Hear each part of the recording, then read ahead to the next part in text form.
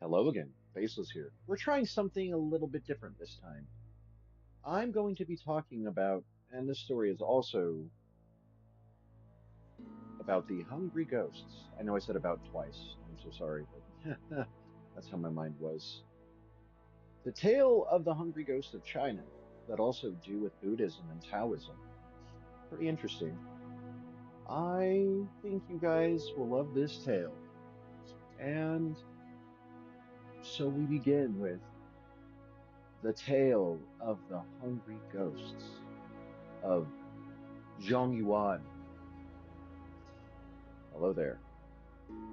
I have come to realize that a lot of what I've seen when it comes to Taoism and Buddhism is when it comes to the Chinese culture, the 15th day of the seventh month in the lunar calendar is called Ghost Day, or especially in Taiwan, Pudu, Chinese, Pinyin, Peoji, and the seventh month is generally regarded as the ghost month, in which ghosts and spirits, including those of deceased ancestors, come out from the lower realm.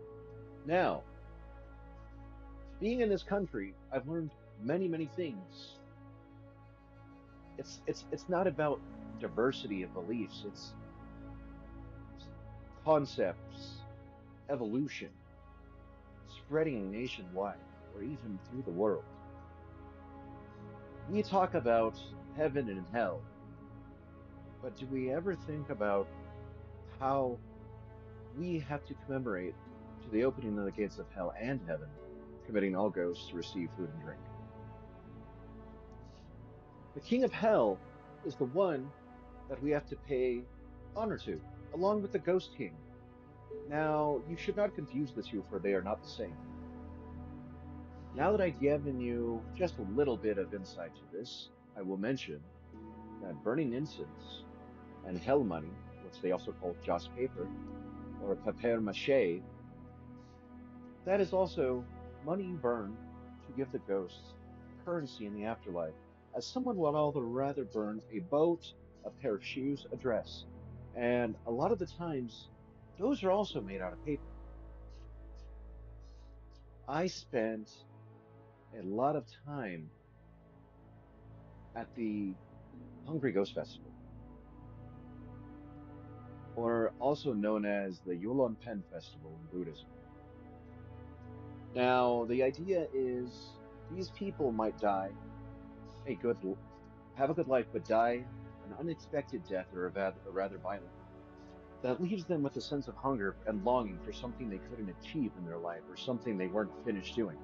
You could call it unfinished business, but it's more the longing and the hunger to survive and be alive once more. And if you do not follow some of these traditions, these ghosts can be more of a hindrance to your life than just family members you're trying to appease in the afterlife that are in pain.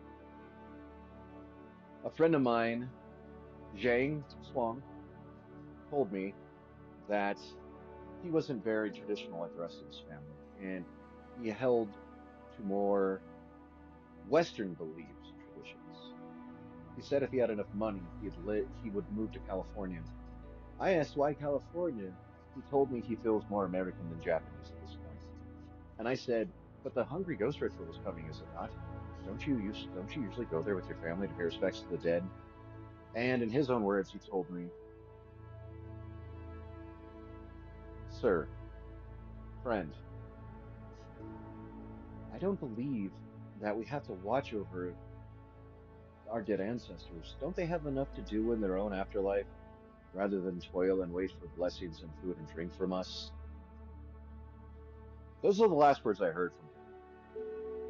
He was found dead by strangulation in an abandoned subway at 12:30 a.m. January 1st.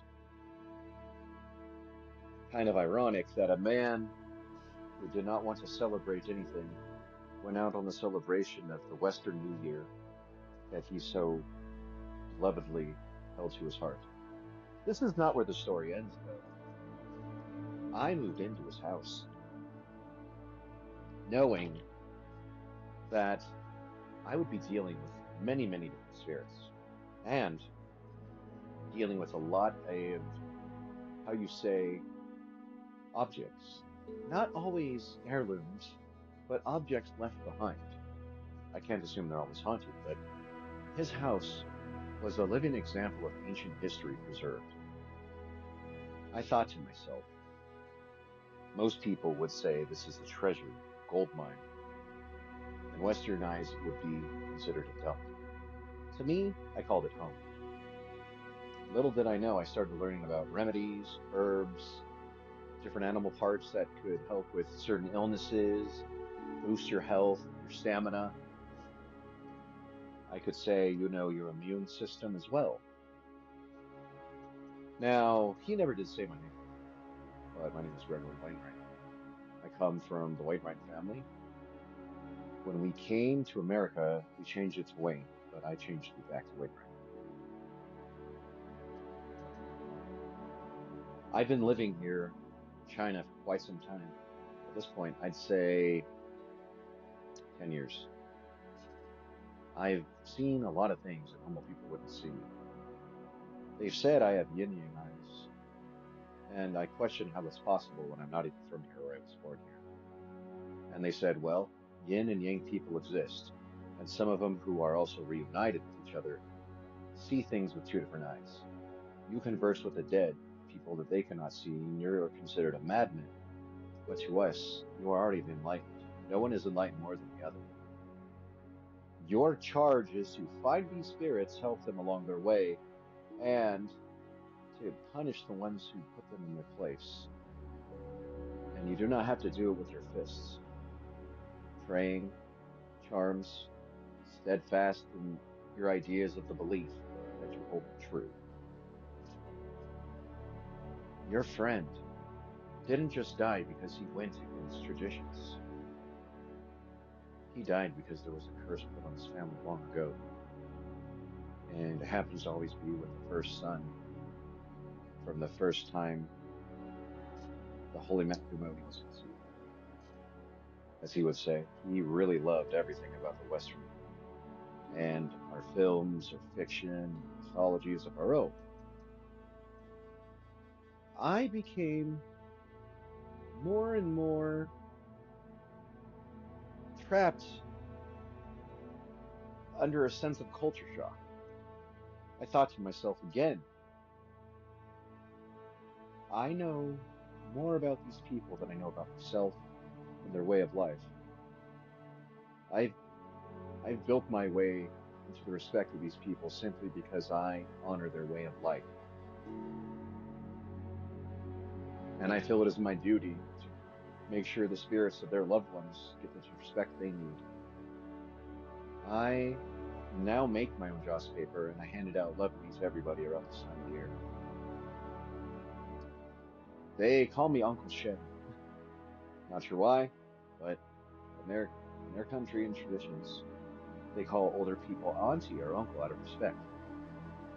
Grandfather and grandma. Learn more about your traditions and make sure to keep at least some of them true. For when you have yin yang eyes, you see a lot about what's truly within people, but then you truly see the self reflection of what you have been and what you wanted to be and what you are. The deceased visit the living, regardless of what you think. And it's not simply just to eat, but they find solace that their family members who are still alive honor their memory very well. You all have a pleasant night, and remember, leave your food, drink, and joss paper out, for the next spirit you might meet will bless you with the boon of peace.